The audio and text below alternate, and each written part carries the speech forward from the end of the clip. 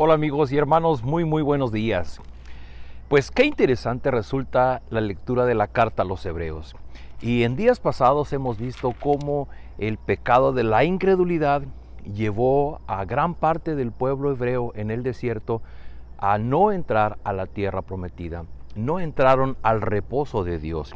Y el día de ayer vimos al final del capítulo 4 que el escritor de la carta a los Hebreos de repente dice: por lo tanto, ya que en Jesús, el Hijo de Dios, tenemos un sumo sacerdote que ha atravesado los cielos, aferrémonos a la fe que profesamos. Una excelente noticia, la noticia del Evangelio. Tenemos salvación en nuestro sumo sacerdote. Y hoy vamos a leer en el capítulo 5, versículos del 1 al 10, algo más sobre nuestro sumo sacerdote. Y dice, versículo 1, todo sumo sacerdote es escogido de entre los hombres. Él mismo es nombrado para representar a su pueblo ante Dios y ofrecer dones y sacrificios por los pecados. Puede tratar con paciencia a los ignorantes y extraviados, ya que él mismo está sujeto a las debilidades humanas. Por tal razón, se ve obligado a ofrecer sacrificios por sus propios pecados, como también por los del pueblo. Si usted no conoce mucho sobre la vida del pueblo israelita, el pueblo hebreo, déjeme decirle que cuando salieron al desierto, Dios les dio leyes a través de Moisés. Y en esas leyes se estableció, por ejemplo, había una tribu, la tribu de los sacerdotes. De las 12 tribus de Israel, la tribu de Leví sería la tribu de los levitas, de los sacerdotes que servirían en el tabernáculo. Y en el tabernáculo estaba dividido en 3 grandes partes. La primera era el patio, donde podía entrar todo el pueblo para el ofrecimiento de los sacrificios. En la segunda parte, el lugar santo, solamente entraban los sacerdotes. Y estaba una tercera parte más pequeña, que era el lugar santísimo, en donde solamente podía entrar el sumo sacerdote una vez al año para expiar el pecado de todo el pueblo y para consultar a Dios en algún asunto que se necesitase. Este sumo sacerdote era figura de lo que haría el Señor Jesucristo. Y lo que está diciendo la carta a los Hebreos es que está diciendo: nosotros históricamente teníamos un sumo sacerdote, y ese sumo sacerdote, dice, era para representar ante Dios y ofrecer dones y sacrificios por los pecados. Dice, pero ese sumo sacerdote estaba obligado a ofrecer sacrificios por sus propios pecados, también por los del pueblo, pero también por sus propios pecados. Versículo 4. Nadie ocupa ese cargo por iniciativa propia, más bien lo ocupa el que es llamado por Dios, como sucedió con Aarón. Tampoco Cristo se glorificó a sí mismo haciéndose sumo sacerdote, sino que Dios le dijo: tú eres mi hijo, hoy mismo te he engendrado. Y en otro pasaje dice: tú eres sacerdote para siempre según el orden de Melquisedec. En los días de su vida mortal, Jesús ofreció oraciones y súplicas con fuerte clamor y lágrimas al que podía salvarlo de la muerte. Y fue escuchado por su reverente sumisión. Aunque era hijo, mediante el sufrimiento aprendió a obedecer, y consumada su perfección, llegó a ser autor de salvación eterna para todos los que lo obedecen. Y Dios lo nombró sumo sacerdote según el orden de Melquisedec. Lo que se está hablando es del Señor Jesucristo como sumo sacerdote. En el Antiguo Testamento, el sumo sacerdote era aquella persona encargada de parte de Dios para recibir los sacrificios, los animales al sacrificio, y el sacerdote y el sumo sacerdote eran los responsables de ejercer el sacrificio para pedir, para implorar el perdón de Dios por su pecado, entendiendo que ese sacrificio era una figura de lo que haría el Señor Jesucristo en la cruz. Y ahora está hablando de Jesús como sumo sacerdote, y dices que el sumo sacerdote no era elegido por la voz del pueblo, no era elegido por una decisión propia, era nombrado por Dios. Y dice, el Señor Jesucristo fue nombrado por Dios para ser nuestro sumo sacerdote. Y llama mi atención lo que dice en el versículo 7. Dice: en los días de su vida mortal, Jesús ofreció oraciones y súplicas con fuerte clamor y lágrimas al que podía salvarlo de la muerte. Esto normalmente nosotros lo pasamos por alto. Nosotros pensamos que el Señor Jesús, bueno, Él tenía el poder de Dios obrando en Él, y Él obraba los milagros y las sanidades, y Él hablaba con mucha elocuencia, con mucha sabiduría, y pues Él estuvo bien, llevó un ministerio exitoso. Pero pocas veces nos detenemos a ver esto que está diciendo el escritor de esta carta, en donde dice que Él como hombre, como un ser humano, ofreció oraciones y súplicas con fuerte clamor. De ahí que en los evangelios se narra que en diferentes momentos y de manera muy frecuente Jesucristo tomaba las madrugadas o se iba en las noches a lugares aislados para pasarla en oración hasta altas horas de la noche. Y no tenemos registro de lo que Jesús oraba, pero aquí hay una referencia que el autor por alguna razón debe mencionarlo. Y dice que la oración de Jesús era con fuertes súplicas, clamor y lágrimas al que podía salvarlo de la muerte.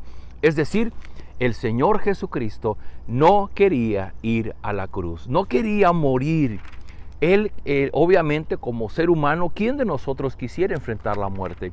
Pero el Señor Jesucristo era el único que podía salvarnos de la muerte. Y sí es cierto, nosotros morimos físicamente, pero nosotros resucitaremos, o mejor dicho, el Señor Jesús nos resucitará porque Él es la resurrección y la vida. Así es que el Señor Jesús fue obediente a los propósitos de Dios. A esto nos referimos cuando hablamos de que todos tenemos un propósito en la vida y que Dios tiene un propósito para nosotros. Y ese propósito no tiene que ver solamente con mi propia satisfacción, con mis propios sueños, con mis propias ambiciones. Tiene que ver, mejor dicho, con los planes de Dios. Dios está consumando el plan redentor. Dios está formando un pueblo y nosotros obramos y entregamos nuestra vida para ser usados por Dios en ese plan redentor que Él está ejecutando. De esa manera, dice que el Hijo aprendió a obedecer y consumada su perfección llegó a ser autor de salvación. Y lo que el Señor Jesucristo dijo alguna vez, el que ama su vida la perderá, pero el que pierde su vida la ganará. Y lo que el Señor Jesucristo fue eso, perdió su vida, pero Él ganó el que hoy Él es Rey y Señor. Queridos amigos, esta es la excelente noticia que tiene el escritor de esta carta. Después de lo que hemos visto y después de hablar de la incredulidad en el pueblo y de perder el reposo de Dios, él dice, hey, hay una excelente noticia. Esa excelente noticia es que tenemos un sumo sacerdote. Y recordemos que le está hablando a los hebreos. Así es que se refiere particularmente al sumo sacerdote. El sumo sacerdote era aquel personaje ante el que iban para poder hacer la expiación de su pecado. Ahora venimos a Cristo. Por eso leímos en el capítulo 4, versículo 14, dice, por lo tanto, ya que en Jesús el Hijo de Dios tenemos un gran sumo sacerdote que ha atravesado los cielos, aferrémonos a la fe que profesamos. Queridos amigos, ganaremos mucho si nuestra vista está puesta en nuestro gran sumo sacerdote, en aquel que se dio a sí mismo para el perdón de nuestro pecado. Si tú eres un discípulo de Jesucristo y estás pasando por circunstancias difíciles en donde tú sientes que le has fallado a Dios, lo único que tienes que hacer es venir ante Él, confesar tu pecado, arrepentirte de la forma en que has vivido y pedirle que Él limpie tu pecado a través de lo que Cristo hizo en la cruz del Calvario. Dice 1 de Juan 1:9 que si confesamos nuestro pecado, Él es fiel y justo para perdonarnos y limpiarnos de toda maldad. Si confesamos, confesar significa decirle a Dios nuestro pecado y estar de acuerdo con que aquello que hicimos fue algo que le ofendió.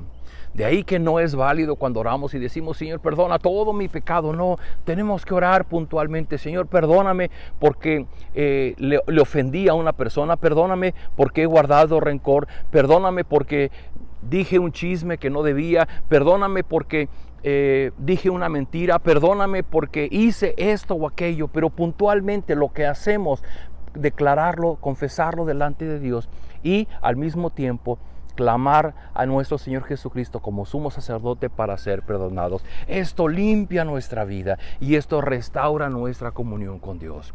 Recuerde, somos perdonados no por lo que hacemos, somos perdonados porque ponemos nuestra fe y nuestra confianza en el sumo sacerdote que es el Señor Jesucristo. Acompáñeme a orar. Padre, gracias por esta hermosa mañana y nuestro corazón se llena de paz y tranquilidad saber que tenemos un gran sumo sacerdote, el Señor Jesucristo. Yo quiero orar por las personas que miran este video, que tú pongas en su corazón arrepentimiento, que pongas en su corazón contrición por su pecado, por aquella cosa que está haciendo que te desobedece. Señor, permítenos comprender cómo todos los días de pensamiento, de obra, de palabra te ofendemos. En aquellas cosas que hacemos equivocadamente o en aquellas cosas que tú esperas que no estamos haciendo. Perdónanos en cada cosa que te fallamos, que la sangre de Cristo sea derramada sobre nuestra vida para lavar nuestro corazón, para restaurar nuestra vida, y que una vez que seamos perdonados y limpiados, podamos disponernos como el Señor Jesucristo para obedecerte, para servir en lo que tú estás haciendo en tu plan redentor en este mundo. Señor, rogamos una vez más que tú te quedes con nosotros, con nuestra familia, que tú nos de las fuerzas que necesitamos para trabajar y sobre todo que tú nos des la sabiduría para tomar decisiones conforme a tu voluntad.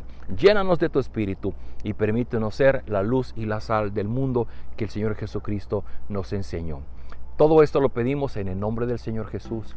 Amén. Queridos amigos, reciban un fuerte abrazo de su Iglesia Cristiana Península Viva. Nos vemos el día de mañana.